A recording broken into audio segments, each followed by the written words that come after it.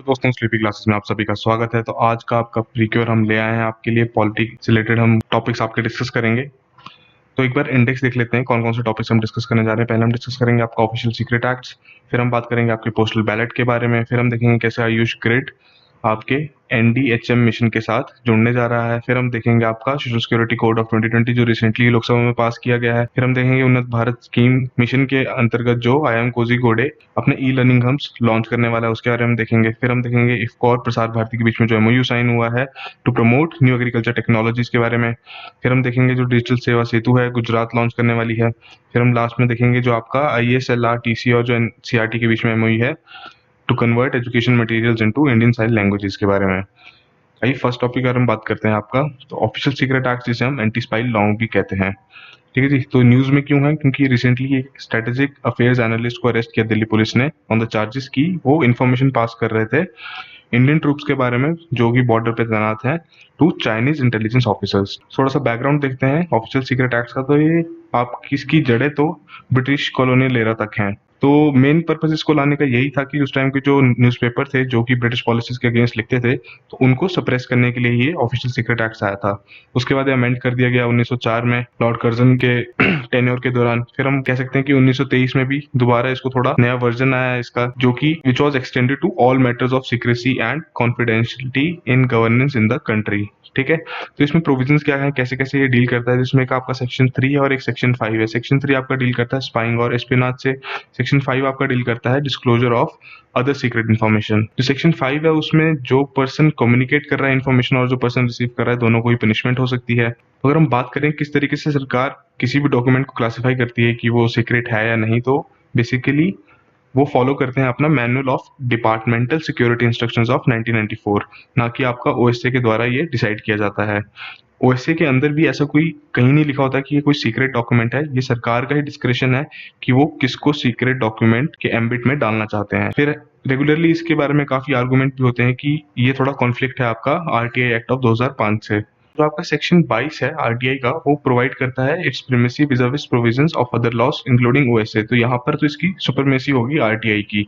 But RTI में एक आपका सेक्शन 8 और सेक्शन 9 भी है जिसके तहत सरकार किसी भी तरीके की इन्फॉर्मेशन रिफ्यूज भी कर सकती है। तो जस्ट इन केस अगर सरकार किसी भी डॉक्यूमेंट को सीक्रेट डिक्लेयर करती है अंडर ओएसए क्लॉज, तो वो आरटीआई एक्ट के एम्बिट से बाहर रख सकती है और सरकार सेक्शन 8 और 9 भी इन्वोक कर सकती है। तो ये सेकंड टॉपिक देखते हैं आज आपका।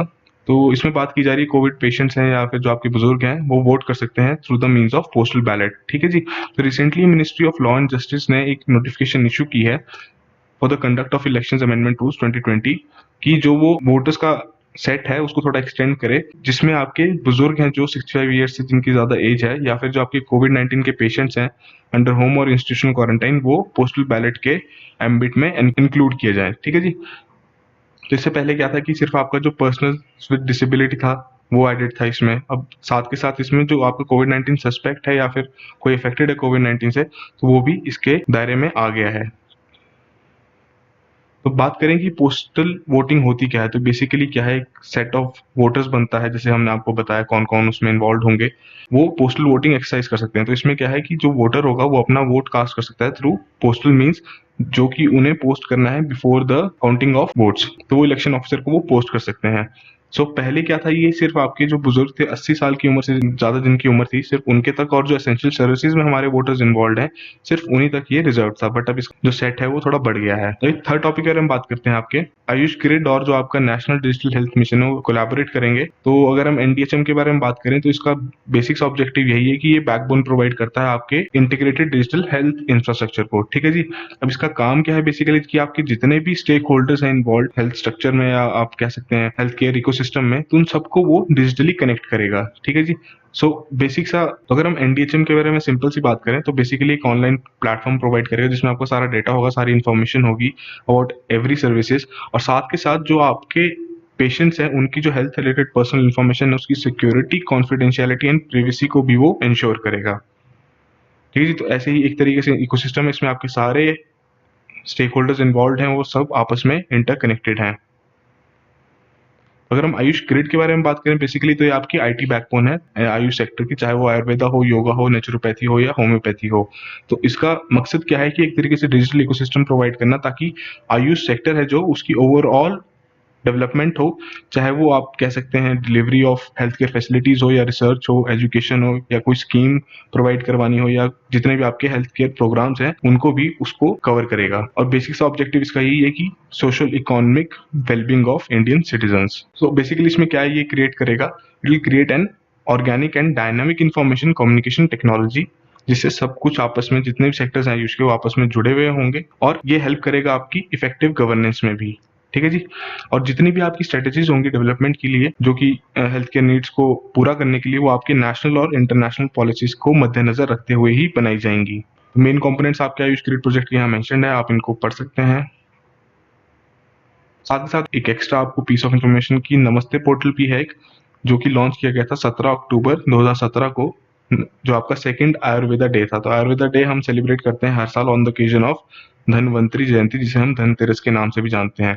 तो इस पोर्टल का काम क्या है कि ये स्टैंडर्डाइज करता है टर्मिनोलॉजीज और मोबिलिटी कोड्स को। मोबिलिटी कोड्स क्या करते हैं, आपका एक कॉम्प्रिहेंसिव क्लासिफिकेशन प्रोवाइड करते हैं डिजीज से रिलेटेड, जो कि हमारे ट्रेडिशनल मेडिसिन सिस्टम में अवेलेबल है। तो ये हमारे फोर्थ टॉपिक के बारे में बात करते हैं, सोशल सिक्योरिटी कोड ऑफ 2020। ठीक है जी। तो बेसिक से इसका ऑब्जेक्टिव यही है कि टू कंसोलिडेट एंड सिंप्लीफाई जो आपके लेबर रेगुलेशंस हैं उनको सिंप्लीफाई करना। ठीक है जी। तो इसको इन्होंने 4 लेबर कोड्स में बांट दिया है, यहाँ पर आपके सामने लिखा हुआ है। तो बेसिक से अगर हम बात करें तो ये सारे आपका ऑर्गेनाइज्ड और अनऑर्गेनाइज सेक्टर्स को इंक्लूड करेगा, और एक maximum benefits under minimum governance का जो एक कॉन्सेप्ट है उसको इंट्रोड्यूस करेगा। ठीक है जी। तो बेसिकली जो आपके 9 रेगुलेशंस हैं that which are related to social security, retirement and employment benefits, तो वो सारे ही आपके सोशल सिक्योरिटी कोड ऑफ 2020 के अंडर सब्ज्यूम हो जाएंगे। ठीक है जी। तो ये यहाँ पर मेंशन्ड है, तो आपको ऐसे प्री में क्वेश्चन आ जाता है कौन कौन से आपके जो रेगुलेशंस हैं वो सोशल सिक्योरिटी कोड के अंडर आ रहे हैं। ठीक है जी। तो आपको ऐसे रेगुलेशंस वहां पे नाम लिखे होंगे, तो आपको बताना होगा कौन कौन से करेक्ट है, कौन से नहीं है। तो अगर हम इसके की फीचर्स के बारे में बात करें कोड के बारे में, तो एक तो सबसे बेसिक सा ये है कि यूनिफॉर्मिटी आ जाएगी इन डिटरमाइनिंग वेजेस। ठीक है जी। जो भी आपकी इनअप्रोप्रिएट स्ट्रक्चरिंग ऑफ सैलरीज है उसको ये डिस्करेज करेगा। फिर हम बात करते हैं कंसल्टेटिव अप्रोच के बारे में। तो बेसिकली जो पहले इंस्पेक्टर्स हो रहे थे उनका रोल ये एडवांस कर देगा, इंस्पेक्टर कम फैसिलिटेटर का रोल प्रोवाइड कर देगा उनको, कि जैसे जो एम्प्लॉयर्स हैं वो सपोर्ट और एडवाइस ले सकते हैं उनसे टू एनहांस कंप्लायंसेस। फिर हम बात करते हैं करियर सेंटर की। तो करियर सेंटर में क्या होगा कि जैसे कि एक तो जो ह्यूमन रिसोर्सेज की कहीं डिमांड है, तो एक तो वहां तक वो पहुंचे, ये करियर सेंटर का एक तो रोल रहेगा। और जो एम्प्लॉयमेंट इन्फॉर्मेशन है तो उसको भी इजीली करियर सेंटर मॉनिटर कर सकते हैं। साथ के साथ जो एम्प्लॉयर्स हैं they have to report vacancies to career centres before filling up the same. फिर बात करते हैं डिजिटाइजेशन की। तो डिजिटाइजेशन तो बिल्कुल है ही है कि जितना भी आपका जितना भी रिकॉर्ड होगा, जितने भी रिटर्न्स होंगे, सब कुछ इलेक्ट्रॉनिकली मेंटेन किया जाएगा, तो काफी सही हो जाएगा एकदम। करते हैं जो इसमें पेनल्टीज ऐड की गई हैं कि किसी भी तरीके का कोई फेलियर होता है कि किसी एम्प्लॉय की कॉन्ट्रीब्यूशंस को डिपॉजिट नहीं कर पा रहे हैं, तो वो आप पेनल्टी तो लगेगी ही आपकी 1 लाख की, बट साथ के साथ आपको जेल भी हो सकती है 1 से 3 साल के लिए। ठीक है जी। और रिपीटेड अगर ऑफेंस होगा तो उतनी ज्यादा पेनल्टी आपकी सिवियर होती जाएगी। तो ये 5th टॉपिक देखते हैं आपका, जो IIM कोझिकोड है, उन्होंने लॉन्च किया अपना ई लर्निंग प्लेटफॉर्म 5 गाँव के लिए। तो IIM ने क्या किया, 5 गाँव अडॉप्ट कर लिए हैं अंडर द उन्नत भारत अभियान। तो उन्नत भारत अभियान बेसिकली क्या है, आपका मिनिस्ट्री ऑफ एजुकेशन का एक प्रोग्राम है, जिसके तहत वो क्या करना चाहते हैं कि जो आपका रूरल डेवलपमेंट प्रोसेस है उसमें थोड़ा ट्रांसफॉर्मेशन चेंज लाना चाहते हैं। और ये चेंज वो कैसे लाना चाहते हैं, through knowledge institutions to help build the architecture of an inclusive India. तो मिशन सिंपल सा है कि जितने भी आपके हायर एजुकेशन इंस्टीट्यूशंस हैं वो काम करें रूरल इंडिया के साथ, और जो भी वहां पर डेवलपमेंट चैलेंजेस हैं उनको आइडेंटिफाई करें और उनके लिए अप्रोप्रिएट सॉल्यूशंस निकालें। ठीक है, सिंपल सा है, इसको आप थोड़ा अच्छे से PIB की से पढ़ सकते हैं। फिर हम बात करते हैं आपके नेक्स्ट टॉपिक के बारे में, जो आपका इफ्को है और प्रसार भारती ने रिसेंटली MOU साइन किया है, ताकि जो आपकी नई नई एग्रीकल्चर टेक्नोलॉजीज हैं वो आपके किसानों तक पहुंचे थ्रू DD किसान। ठीक है जी। तो इसमें क्या होगा, आपको 30 मिनट का एक प्रोग्राम बनाया जाएगा जिसमें नई नई टेक्नोलॉजीज के बारे में बताया जाएगा, ताकि किसानों को फायदा हो। बेसिक सा ऑब्जेक्टिव यही है कि किसानों को आत्मनिर्भर बनाया जाए। फिर हम बात करते हैं गुजरात जो लॉन्च करने जा रहा है डिजिटल सेवा सेतु फेज 1 अपने स्टेट के विलेजेस में। के अराउंड आपके 3500 विलेज पंचायत को कनेक्ट किया जाएगा ऑप्टिकल फाइबर नेटवर्क के साथ, कि ताकि उनकी जो online availability of public welfare services है उसको इम्प्रूव की जाए। ठीक है जी। तो बेसिकली ये भारत नेट प्रोजेक्ट का ही एक कॉम्पोनेंट है। इसमें जितनी भी आपकी पब्लिक वेलफेयर सर्विसेज हैं that will be made available at E gram office. ठीक है जी। हर एक पंचायत में जो होगा और इस जैसे छोटे छोटे काम होते हैं, जैसे कि कोई एफिडेविट बनवाना है या कोई राशन कार्ड प्रोक्योर करना है, तो उसके लिए उन्हें बार बार डिस्ट्रिक्ट लेवल ऑफिस में नहीं जाना पड़ेगा। ठीक है जी। तो एक तरीके से फास्ट और फेसलेस सर्विसेज प्रोवाइड की जा रही हैं, जो इसमें बीच में मिडिलमैन इन्वॉल्व होते हैं और जो करप्शन होती है उसको खत्म करने की कोशिश है। तो ऐसे ही यहाँ बताया गया है कि 20 सर्विसेज है जिनके ऊपर ये काम करेगा, जैसे आपका राशन कार्ड प्रोवाइड करना हो, एफिडेविट्स हो गया, या सर्टिफिकेट्स प्रोवाइड करने हो कास्ट से रिलेटेड या सीनियर सिटीजन से रिलेटेड, तो ये सब काम ये इजीली कर सकता है। फिर इसमें आपको एक रिवेन्यू ऑफिसर पॉइंट किया जाएगा जिसके पास पावर होगी to provide all the affidavits at village level. जो आपके बेनिफिशरीज हैं उनको नोटरी ऑफिस के चक्कर ना काटने पड़े। ठीक है जी। इसमें एक ई सिग्नेचर का प्रोविजन भी प्रोवाइड किया गया है। यही आपकी बेसिक सी इन्फॉर्मेशन है इससे रिलेटेड। ये अगले टॉपिक के बारे में देखते हैं, स्वामित्व स्कीम के बारे में बात करें तो बेसिकली क्या है, physical distribution of property cards है इसमें। किसमें जो विलेजर्स हैं वो अपनी प्रॉपर्टी को as a financial asset use कर सकते हैं अपने किसी भी तरीके लोन या फाइनेंशियल बेनिफिट्स के लिए। ठीक है जी। जब इसका रिसेंटली अभी कुछ दिन पहले ये लॉन्च हुआ है और आपके 1 लाख प्रॉपर्टी कार्ड्स डिस्पर्स कर दिए गए हैं, और जो उनके प्रॉपर्टी ओनर्स हैं वो डाउनलोड कर सकते हैं थ्रू एन एसएमएस लिंक जो उनके मोबाइल फोन पे आएगा, और उसी के साथ साथ उनको जो उनकी प्रॉपर्टी कार्ड्स हैं वो फिजिकली भी प्रोवाइड कर दी जाएगी स्टेट गवर्नमेंट द्वारा। ठीक है जी। इसमें आपके सारे स्टेट्स कवर्ड हैं एक्सेप्ट फॉर महाराष्ट्र, कि उनको एक दिन में नहीं मिलेगा, वहां पे थोड़ा अलग सिस्टम है। वहां पे सिस्टम ये है कि they recover a nominal cost of property cards. ठीक है जी। तो वहां पर थोड़ा अराउंड 1 मंथ लग जाएगा ये प्रॉपर्टी कार्ड पाने के लिए। बेसिकली लॉन्च की गई थी आपकी मिनिस्ट्री ऑफ पंचायती राज द्वारा, और ये लॉन्च किया गया था नेशनल पंचायती राज डे, जो कि आपका 24 अप्रैल 2020 को मनाया गया था। ये लास्ट एक टॉपिक है आपका कि जो ISLRTC है और जो NCERT है उन्होंने रिसेंटली MOU साइन किया है, ताकि वो जो आपकी कन्वेंशनल जो आपकी एजुकेशन मटेरियल है उसको वो इंडियन साइन लैंग्वेज में चेंज करे। तो सिंपल सी बात है, इसमें कुछ ऐसे समझाने के लिए तो है नहीं कि एक MOU साइन किया है, जितने भी आपकी सब्जेक्ट्स हैं उस हिंदी और इंग्लिश मीडियम उसको इंडियन साइन लैंग्वेज में चेंज किया जाए डिजिटल फॉर्मेट में। ठीक है जी। और एक थोड़ा सा पीस ऑफ इन्फॉर्मेशन की जो आपका international day of sign languages होता है वो सितंबर 23 को मनाया जाता है to commemorate the foundation of world federation of deaf. तो बेसिकली आपका ये NGO है। ठीक है। तो आपके सारे टॉपिक्स आज के कवर हो गए। तो अब एक पीस ऑफ इन्फॉर्मेशन की, जो हमारा GS मेंस 2020 का बैच है crash course and test series, वो लॉन्च कर दिया गया है। आप हमारी वेबसाइट पे जाके इसकी डिटेल्स चेक कर सकते हैं।